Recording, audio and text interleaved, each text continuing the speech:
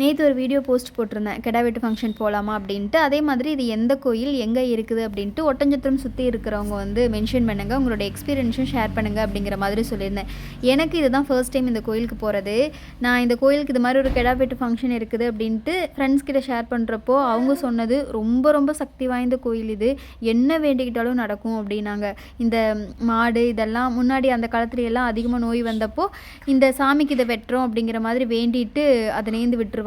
அதுக்கப்புறமா அவங்க வீட்டில் எல்லாமே நல்லாயிருக்கும் அப்படிங்கிற மாதிரி. அதுக்கப்புறம் ஒரு ஒரு விஷயமா கேள்விப்படுறப்போ ரொம்ப ரொம்ப சக்தி வாய்ந்த கோயில்.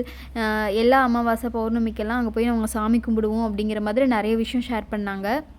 எங்கள் பெரியம்மா பொண்ணு அவங்களுடைய ரிலேஷன்ஸ் எல்லாம் சேர்ந்து கிடா வெட்டினாங்க அப்படின்ட்டு இன்வைட் பண்ணியிருந்ததுக்கு தான் போனது. பயங்கர காற்று நாங்கள் போன டைம்லேயும். பின்னாடி குளம் இருந்துச்சு, செங்கர செல்லாண்டியம்மன் கோயில் அப்படின்னு சொல்லுவாங்க. அங்கேருந்து பார்க்குறப்போ எங்கள் மல்லிசா மலையும் தெரிஞ்சுது. இந்த மாதிரி கிடா வெட்டு சமயத்தில் கார் மட்டும் ரொம்ப தூரம் மேலே கோயில் வரைக்கும் போகாது. முன்னாடி ஒரு 1/2 கிலோமீட்டருக்கு முன்னாடியே நிப்பாட்டிட்டு போகிற மாதிரி தான் இருக்கும். ஏன்னா ரோடு ரொம்ப சின்னதாக இருக்கும். இந்த பக்கம் அந்த பக்கம் குளம் இருக்கும், கரை பெருசாக போட்டிருக்கிறதுனால கார் மட்டும் 2 கார் கிராஸ் பண்ணி போகிறதுக்கு சிரமமாக இருக்கும். அப்படிங்கிறதுனால முன்னாடியே நிப்பாட்டிட்டு போகிறது பெஸ்ட்டாக இருக்கும்.